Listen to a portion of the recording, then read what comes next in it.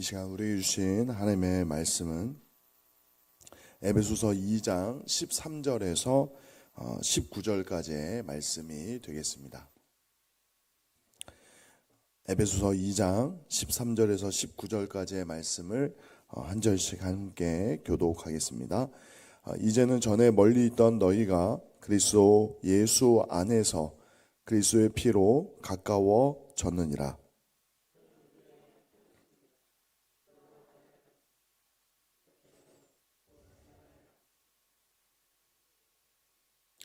법조문으로 된 계명의 율법을 폐하셨으니 이는 이 둘로 자기 안에서 한 새 사람을 지어 화평하게 하시고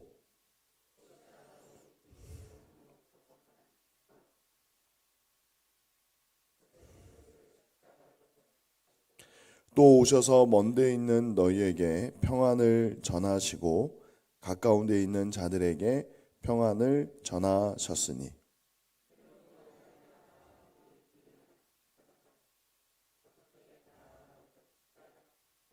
함께 읽겠습니다. 그러므로 이제부터 너희는 외인도 아니요 나그네도 아니요 오직 성도들과 동일한 시민이요 하나님의 권속이라. 아멘. 우리 옆에 분들과 한번 이렇게 인사하겠습니다. 우리는 그리스도의 몸입니다.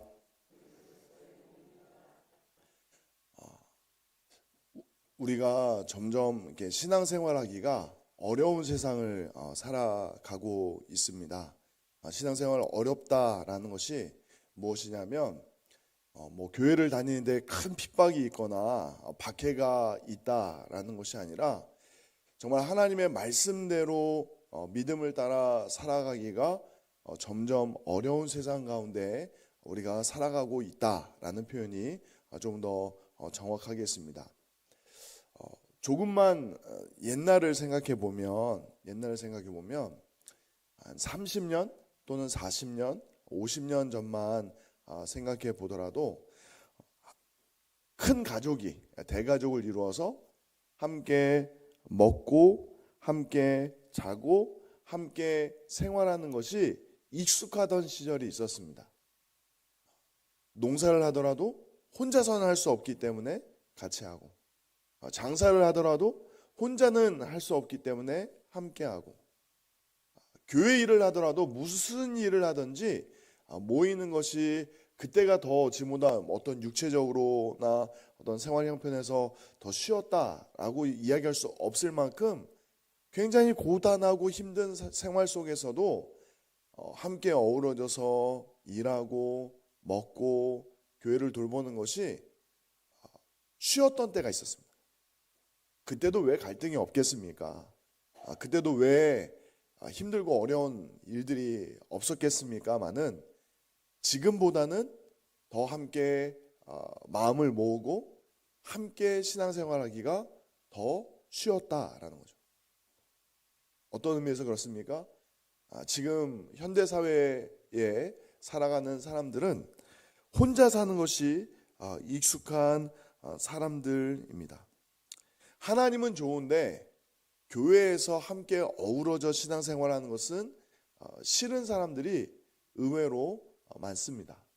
내가 하나님도 좋고 예수님의 십자가의 사랑도 믿고 그 뜻을 따라 살기도 원하고 또 하나님의 말씀을 따라 주시는 복과 은혜도 다 받고 싶은데 그런데 사람들과 어울려서 믿음 생활하는 것은 한번 생각해 보겠다는 사람들이 굉장히 많습니다.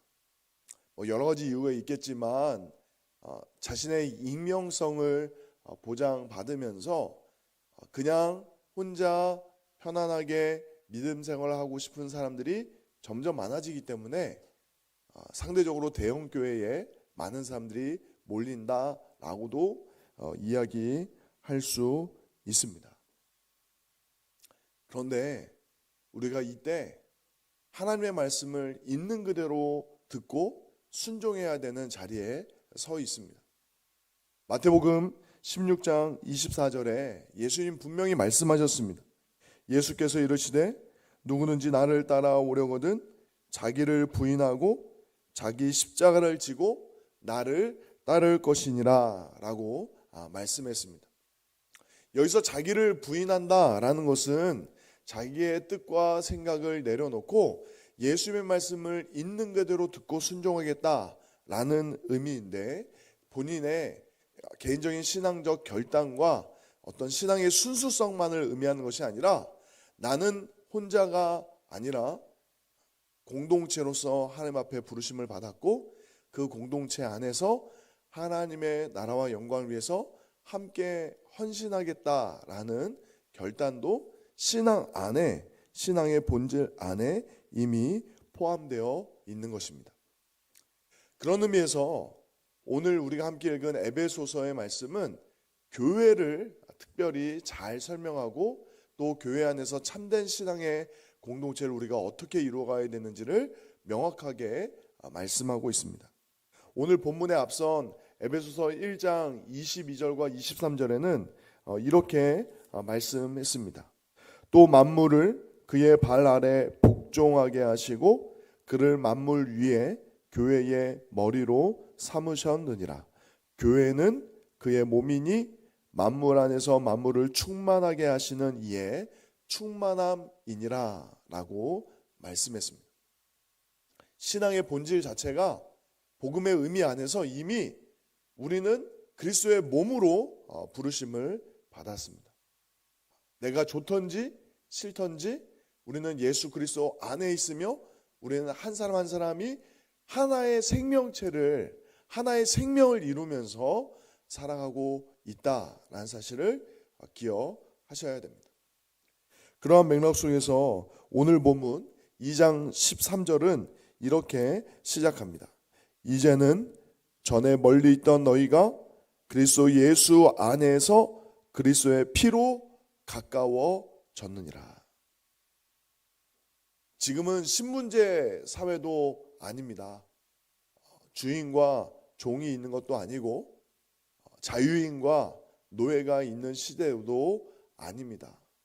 그럼에도 불구하고 이 자본주의 사회가 갖고 있는 여러 가지 사회적 격차와 문화의 차이가 예전에 있었던 신분제 못지않게 서로 간에 벽을 쌓아놓은 것도 사실입니다. 그리고 또 우리가 이 대한민국에 하나님께서 복을 주셔서 전 세계인들이, 특별히 제3세계에 있는 사람들이 기회의 땅으로 여길 만큼 많은 외국인 노동자들이 우리나라를 찾고 있기 때문에 우리도 정말 10%가 넘는 사람들이, 이 대한민국 안에 500만 명이 넘는 사람들이, 외국인들이 함께 살아가고 있는 세상을 살아가고 있습니다. 근데 참 신기하죠? 우리 교회 세례 교인이 210명인데 우리 교회 안에 외국인 등록자는 한 분밖에 없습니다. 몽골인 외국인 근로자이자 또 학생 신분으로 와 있는 자매 한 사람밖에 없습니다. 어떤 의미에서 우리 교회도 좀 심각하게 생각해 보아야 됩니다. 우리 교회 주변에 외국인 근로자나 외국인 학생들이 전혀 없는 것도 아닌데 우리 대구 인구가 이제 많이 인원이 줄어서 한 230만도 채 안 되는 인구이지만 이 대구 경산 지역에 있는 외국인 학생들, 근로자는 다 제외하고 학생들만 해도 수만 명이 넘는데 그 수많은 사람들 중에 우리 교회는 딱 한 명 다니고 있습니다. 오늘 본문이 분명히 말씀하고 있는데 그리스도 안에서 우리는 어떠한 차별이나 어떠한 장벽도 없어야 됩니다 라고 이야기하면서도 어느덧 모르게 우리가 분명히 예수님을 잘 믿는다, 우리가 복음을 증거하고 나누고 정말 아름다운 공동체를 이루는데 누구보다도 헌신되어 있다라고 이야기하면서도 정작 우리가 잘 열지 못하는 가장 아픈 손가락이 있는데 그것은 개방성입니다. 열려있는 마음. 피부 색깔이 다르고 문화와 언어가 다르고 우리와 살아왔던 삶의 환경과 그 조건이 다른 그 어떤 사람들이 우리 교회에 등록을 하고 다닐 수 있는 교회인가? 정말 우리 교회가 예수 그리스도라는 단 하나의 이유만으로 온전히 하나됨을 이루며 주의 나라와 주의 영광을 위해서 달려가고 있는가? 우리가 예수 그리스도라는 이름 하나만으로 함께 예배하고 또 예수 그리스도를 닮아가기 위해서 함께 그 말씀을 배워가고 또 사랑의 교제와 나눔에 있어서 그 어떠한 벽과 차별과 그 한계가 없이 온전히 복음에 헌신된 공동체인가? 라는 질문을 우리가 이 마지막 때에 해야 된다라는 거죠. 제가 외국인 근로자나 또는 여러 가지 장애를 갖고 있는 분들을 강조하는 이유는 우리의 본성이 다른 누군가에게 그 눈높이를 맞추고 그 삶의 정황을 좀 더 편안하게 우리의 것을 내려놓고 여는 것 자체가 특별한 결단이 없으면 안 되는, 여전히 우리 안에 이기적이고 자기중심적인 욕망이 사로잡혀 있는 아직 예수님을 온전히 닮지 못한 우리의 옛 자아의 모습이 있기 때문에 그렇습니다. 그럼에도 불구하고 우리 사랑하는 송정교회는 참 예수님을 닮은 공동체입니다. 그 어떠한 분이 오더라도 따뜻하게 맞이할 준비가 되어 있고 또 언어와 문화가 다르더라도 최대한 그 눈높이를 맞추려고 애를 쓰는 분들이 많이 계십니다. 우리 교회에 영어 예배부가 없기 때문에 그렇지만 훗날 하나님께서 은혜를 주셔서 외국인 예배, 영어 예배를 개설하기라도 한다면 피부색이 다르고 여러 나라에서 오신 분들이 오셔도 따뜻하게 맞이할 분들이 우리 교회에 이미 준비된 줄 믿습니다. 제가 여러 가지 장애를 갖고 있는 분들에 대해서도 우리가 열려있는 마음을 가져야 된다라고 이야기하기 전에 이미 우리 교회에 여러 가지 몸이 불편한 분들도 함께 신앙생활을 하며 주님을 예배하고 있고 또 아름다운 사랑의 교제를 나누고 있음에 감사드립니다. 그럼에도 불구하고 우리가 더 기도하기를 원하는 것은 아직까지도 우리 주변에는 복음과 사랑의 손길이 필요한 분들이 많이 계시기 때문입니다. 갈라디아서 3장 28절에 이렇게 말씀했습니다. 너희는 유대인이나 헬라인이나 종이나 자유인이나 남자나 여자나 다 그리스도 예수 안에서 하나이니라 라고 말씀했습니다. 그런데 여러분들이 잘 아시다시피 복음으로 세워진 나라라고 알려져 있는 저 미국도 인종차별이 해결된 지가 100년도 채 되지 않았습니다. 물론 건국의 시점 자체가 우리나라처럼 반만 년의 역사를 갖고 있는 나라는 아니지만 그 청교도들이 신앙의 순수성을 지키기 위해서 그 바다를 건너 세운 나라임에도 불구하고 그 피부색을 극복한 지가 100년도 채 되지 않았습니다. 여전히 갈등이 있고 그 사회적인 갈등을 다 해결하지 못해서 지금은 무력으로 그 문제를 해결하려고 몸부림치는 모습을 볼 때에 저는 개인적으로 이런 생각을 해봅니다. 미국의 교회가 그 일을 감당했어야 되는데 그 땅에 교회가 있는 것은 분명 사회적인 법과 질서가 우리에게 필요하지만 그것을 뛰어넘는 그리스도의 법과 질서, 하나님의 약속의 말씀이 그 땅 가운데 더 강력하게 역사하면 역사할수록 세상이 줄 수 없는 진정한 평화가 그 땅 가운데 있어야 할 텐데 그 복음의 능력이 그 땅을 더 강력하게 움직이지 못했구나 라는 위기의식을 저는 느낍니다. 이제 한국교회 또 사랑하는 송정교회에 하나님이 주신 도전이 있다면 급변하는 사회, 우리가 상상하지 못할 정도로 정말 다양한 문화에서 다양한 경험을 가지고 있는 사람들이 전 세계에서 몰려드는 이 시점에서 우리가 복음으로 무장하고 예수 그리스도의 온전한 몸으로서 그 기능을 감당할 준비를 하지 않으면 어떻게 되겠습니까? 그 맛을 잃어버린 소금처럼 세상에 밟혀져 그 흔적조차 없이 사라질 수도 있다라는 사실을 기억하셔야 됩니다. 또 어떤 통계에 의하면 한 20년만 지나면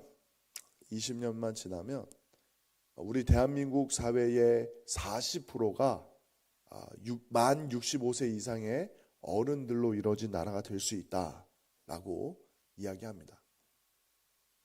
이미 초고령화 사회에 진입했고 이 저출산이라는 위기의식을 우리가 노래한 지가 벌써 20년이 지났는데도 불구하고 조금도 해결될 기미가 보이지 않고 있습니다. 왜 그럴까요? 혼자 사는 게 더 편하다는 거예요. 저출산을 이야기하기 전에 사실 이 나라와 우리 사회가 극복해야 될 문제가 무엇이냐면 결혼하기를 싫어하는 청년들에게 우리가 복음으로 답을 해야 된다라는 것이죠. 어떤 의미에서 교회 이전에 가족이 먼저 있었습니다. 하나님이 아담과 하와를 말씀으로 지으시고 창조하시고 둘이 남자와 여자가 한 몸을 이루도록 가정을 세우셨습니다. 그 안에는 분명한 하나님의 창조의 질서가 있고 하나님 나라의 원대한 계획이 있습니다. 그런데 그 하나님의 나라와 영광을 위한 그 거룩한 부르심에 청년들은 귀를 기울이지 않는다라는 거죠. 가정과 교회가 지금 위기 가운데 놓여져 있습니다.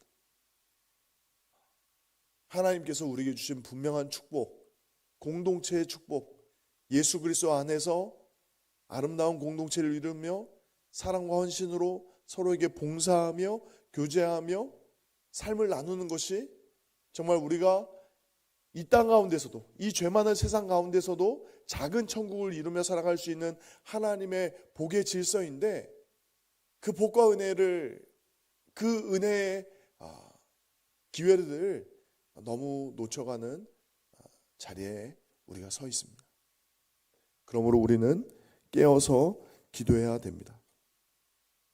에베소서 2장 19절에 다시 한번 이렇게 말씀합니다.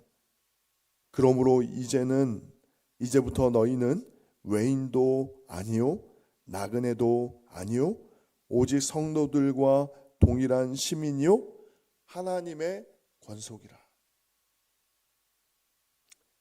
우리 안에 우리를 온전하게 하나 되게 하신 예수 그리스도의 십자가의 사랑, 그 은혜 안에서 사랑의 더 깊은 목마름과 정말 하나님께서 우리에게 부으실 그 사랑에 대한 은혜를 갈망하고 그 은혜를 따라 순종하기로 결단할 수 있는 저와 여러분이 되시기를 예수님의 이름으로 축원드립니다. 교회는 언제 교회다울 수 있는가? 라고 질문하신다면 예수님의 향기가 느껴질 수 있으면 그것이 참 교회다운 모습입니다. 여러분들 혹시 유럽이나 정말 오랫동안 기독교 문화가 있는 곳에 가셔서 유적을 보실 때에 아름다운 성당, 그 수백 년, 수천 년이 지나도록 여전히 아름답게 세워져 있는 그 성당의 아름다움을 보면서 감탄하시겠습니까? 제가 2000년도에 대학생 시절에 유럽 단기 선교 중에 프랑스에 있는 그 몽마르트 언덕에 있는 성당, 그 교회를 가본 적이 있었습니다. 그때가 마침 주일이었는데 사람들은 그 교회를, 그 성당을 관광지로 생각하고 방문하지 그곳 가운데는 예배가 없었습니다. 예배 공동체는 남아있지 않고 그 흔적만 사람들에게 관광지로 여겨지고 있었습니다. 그런데 여러분들 몽마르트라는 이 표현이 이제 어떤 의미인지 아십니까? 몽이라는 거는 언덕이라는 뜻이고 마르트라는 의미는 순교자를 뜻합니다. 그러니까 순교자의 언덕. 2세기경에 드니라는 선교사님이 프랑스 몽마르트 언덕이 있는 지역에서 선교하시다가 순교하셔서 목배임을 당하셔서 참수형을 당해서 순교하셔서 그 피가 흘려진 곳에 주의 몸된 교회가 세워진 거죠. 근데 2000여 년이 지난 뒤에 그곳에는 아름다운 건물은 남아있지만 공동체는 사라져 있었습니다. 한국교회에 남겨진 과제와 생명과 같은 도전이 있다면 그 몽마르트 언덕에 세워져 있는 수백 년 수천 년이 지나도 아름답게 남아있는 건물을 짓는 것이 우리의 사명이 아니라 100년이 지나고 1000년이 지나도 그 땅 가운데 예수 그리스도의 사랑을 가지고 그 사랑을 실천하고 나누는 아름다운 공동체를 세우는 것이, 주의 몸된 교회를 사랑으로 함께 세워가는 것이, 그 어떠한 차별과 한계를 뛰어넘는 예수 십자가의 사랑으로 온전히 세워가는 것이 우리의 사명인 줄 믿습니다. 말씀을 마무리하겠습니다. 교회는 오직 그리스도 예수 안에서 그의 피로 세워진 한몸된 공동체입니다. 우리가 함께 모여서 예배하고 또 주의 사랑을 나눌 때마다 항상 기억해야 되는 것은 우리가 그 십자가의 복음을 더 분명히 깨닫고 그 사랑을 실천하며 살아가야 될 줄 믿습니다. 우리 함께 찬양하기를 원합니다. 할 수 있는 대로 2026년도에 결단의 찬양으로 주신 이런 교회 되게 하소서라는 찬양을 자주 하게 될 터인데, 이 찬양을 부르면서 현대사회가 이야기하는 우리에게 익숙한 문화의 교회를 우리가 꿈꾸고 생각하는 것이 아니라 정말 복음이 이야기하고 예수님이 우리에게 말씀하셨던 그 교회, 십자가의 피로 말미암아 세워진 그 교회, 그 한몸된 교회를 우리가 꿈꾸며 그 말씀에 순종하며 나아가기를